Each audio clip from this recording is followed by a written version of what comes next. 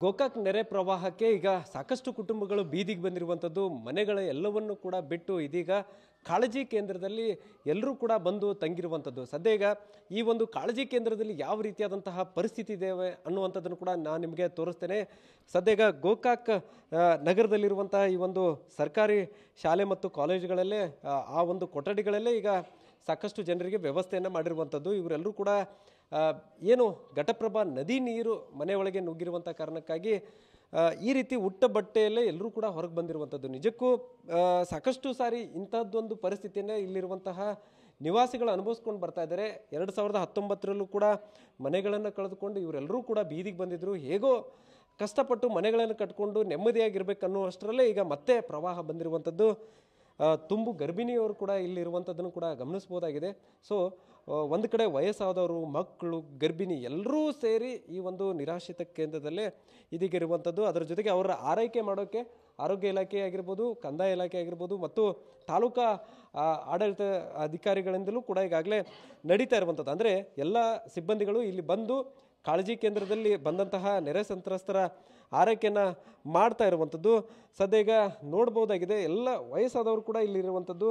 So ಎಲ್ಲರಲ್ಲೂ ಒಂದು ಚಿಂತೆ, ಕಟ್ಟಿರುವಂಥ ಮನೆ ಬಿಟ್ಕೊಂಡು ಈಗ ಇಲ್ಲಿ ಬಂದು ಕೂತಿದ್ದಾರೆ. ಒಂದು ಕಡೆ ಮನೆ ಏನಾಗ್ತಾ ಇದೆ ಅನ್ನುವಂತಹ ಚಿಂತೆಯಲ್ಲಿ ಇವರು ಇರುವಂಥದ್ದು. ಯಾಕಂದರೆ ಮನೆಯಲ್ಲಿರುವಂಥ ಸಾಮಗ್ರಿಗಳೆಲ್ಲ ಬಿಟ್ಟು ಈ ರೀತಿ ಬಂದು ಕೂತಿದ್ದಾರೆ. ಎಲ್ಲರಲ್ಲೂ ಕೂಡ ಆತಂಕ, ಚಿಂತೆ ಮನೆ ಮಾಡಿರುವಂಥದ್ದು.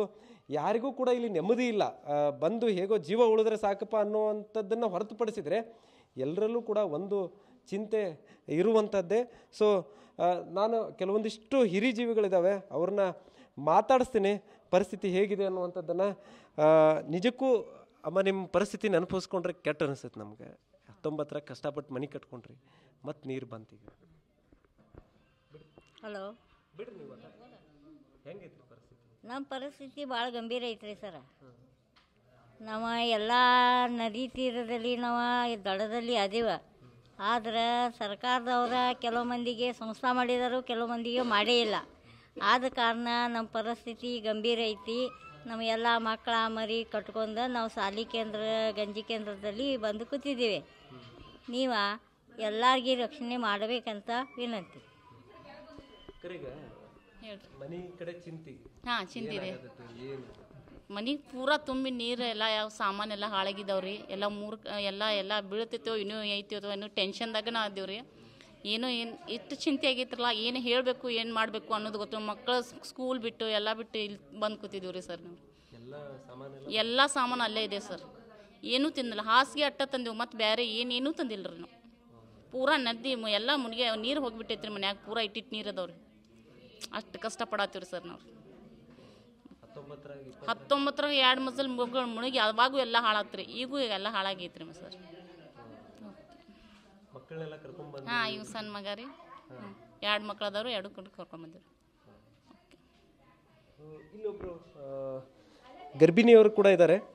ಈ ಒಂದು ಸಮಯದಲ್ಲಿ ನೆಮ್ಮದಿಯಾಗಿ ಆರಾಮಾಗಿ ಮನೆಯಲ್ಲಿರಬೇಕಾಗಿದ್ದವರು ಇವತ್ತು ಕಾಳಜಿ ಕೇಂದ್ರದಲ್ಲಿರುವಂಥ ಪರಿಸ್ಥಿತಿ ನಿರ್ಮಾಣ ಆಗಿದೆ.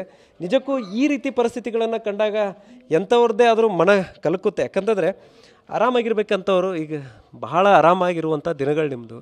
ಇವತ್ತು ಪಾಪ ಕಾಳಜಿ ಕೇಂದ್ರದಾಗಿದ್ದೀರಿ. ನೀರು ಬಂದು ಏನಾಗಿದೆ? ಹೊಳಿ ಬಂದೈತ್ರಿ. ನಾವಿಲ್ಲಿ ಬಂದದ್ದು ಮನೆ ಬಾಡಿಗೆ ಹೋದ್ರಿ, ಇಲ್ಲಿ ಬಂದದ್ದು. ಯಾವಾಗ ಬಂತ್ರಿ ನೀರು? ನೀರು ಇವತ್ತು ಬರ್ತೈತ. ನಾನು ಇಲ್ಲಿ ಬಂದದ್ದು 4 ಗಂಟೆ. ಎಲ್ಲ ಸಾಮಾನು ಎಲ್ಲ ಬಿಟ್ಟು? ಹಾಂ, ಬಿಟ್ಟು ಬಂದು. ಎಲ್ಲ ಫ್ಯಾಮಿಲಿ? ಹಾಂ, ಎಲ್ಲ ಫ್ಯಾಮಿಲಿ ಎಲ್ಲ ಇಲ್ಲೇ ಬಂದ. ಹಾಂ, ಇಲ್ಲೆಲ್ಲ ವ್ಯವಸ್ಥೆ ಐತಿ? ಹಾಂ, ನೋಡ್ಕೊಳತ್ತಾರ? ಹಾಂ, ಸರ್ಕಾರ. ಹಾಂ, ಏನು ಹೇಳ್ತೀರಿ ಮೇಡಮ್? ಈಗ ಯಾವ ರೀತಿ ವ್ಯವಸ್ಥೆ ಮಾಡಿದ್ರಿ? ನಮಸ್ಕಾರ ಸರ್. ಈಗಾಗಲೇ ಎಲ್ಲ ಜನರಿಗೆ ನಾವು ಶಿಫ್ಟ್ ಮಾಡೋಕ್ಕೆ ನಿನ್ನೆ ಅಂತ ನಗರಸಭೆ ಮತ್ತು ನಮ್ಮ ಮಹಿಳಾ ಮತ್ತು ಮಕ್ಕಳ ಅಭಿವೃದ್ಧಿಯಿಂದ ಇಂಟಿಮೇಷನ್ ಕೊಟ್ಟಿದ್ದರು. ನಿನ್ನೆ ಸ್ವಲ್ಪ ಜನ ಬಂದಿರಿ ಸರ್ ನೈಟ್. ಅಲ್ಲಿರುವಂಥ ನಮ್ಮ ಫಲಾನುಭವಿಗಳಿಗೆಲ್ಲ ನಾವು ಊಟದ ವ್ಯವಸ್ಥೆ ಎಲ್ಲ ಮಾಡಿಸಿದ್ರು. ನೆಕ್ಸ್ಟ್ ಈಗ ಸದ್ಯಕ್ಕಿರುವಂಥ ಪರಿಸ್ಥಿತಿ ಅಂದರೆ ಒಂದು 400 ಜನಕ್ಕಿಂತ ಮೇಲ್ಪಟ್ಟ ಜನ ಈಗ ಇದ್ದಾರೆ ಸರ್. 410 ಜನ ಆಗಿದ್ದಾರೆ. ಅವ್ರ ಊಟದ ವ್ಯವಸ್ಥೆ ಎಲ್ಲ ಇದೆ ರೀ. ಗರ್ಭಿಣಿ ಬಾಣ ಅಂತ ಇದ್ರೆ ಅವ್ರಿಗೆ ಆರೋಗ್ಯ ತಪಾಸಣೆ ಮಾಡಿಸ್ತಾ ಇದ್ದೀವಿ. ಹಂಗೇನಾರ ನಮಗೆ ಸೀರಿಯಸ್ ಅನ್ಸಕತ್ರ ನಾವು MCHಗೂ ಅವ್ರಿಗೆ ಶಿಫ್ಟ್ ಮಾಡಿಬಿಡ್ತೀವಿ ಸರ್. ಸ್ವಲ್ಪ ಇದ್ದವ್ರಿಗೆಲ್ಲ ಕಾಳಜಿ ಮತ್ತು ಊಟ ಎಲ್ಲ ವ್ಯವಸ್ಥೆ ಇದೆ ರೀ. ಮತ್ತು ಬರುವಂಥ ಚಾನ್ಸಸ್ ಭಾಳಷ್ಟು ಜನ ಇಲ್ಲಿ ಬರುವಂಥ ಚಾನ್ಸಸ್ ಭಾಳಷ್ಟು ಇದೆ ರೀ. ಸೊ ಇದಿಷ್ಟು ಸದ್ಯ ಈಗ ಇಲ್ಲಿರುವಂತಹ ನೆರೆ ಸಂತ್ರಸ್ತರ ಮಾತುಗಳು. ಒಟ್ಟಾರೆ ಒಂದು ಕಡೆ ವ್ಯವಸ್ಥೆಗಳಾಗ್ತಾ ಇದ್ದಾವೆ, ಇನ್ನೊಂದು ಕಡೆ ಮನೆ ಕಳೆದುಕೊಂಡು ಇಲ್ಲಿ ಬಂದು ಕೂತಿದ್ದೇವೆ ಅನ್ನುವಂತಹ ಚಿಂತೆಯಲ್ಲೇ ಇಲ್ಲಿರುವಂತಹ ನೆರೆ ಸಂತ್ರಸ್ತರು ಇರುವಂಥದ್ದು. ಇವರಿಗೆ ಸರ್ಕಾರ ಕೂಡ ಸ್ಪಂದಿಸುವಂಥ ಕೆಲಸ ಆಗಬೇಕಿದೆ. ಕ್ಯಾಮರಾಮನ್ ಪ್ರವೀಣ್ ಜೊತೆ ಸಹದೇವ್ ಮಾನೆ, TV9 ಬೆಳಗಾವಿ.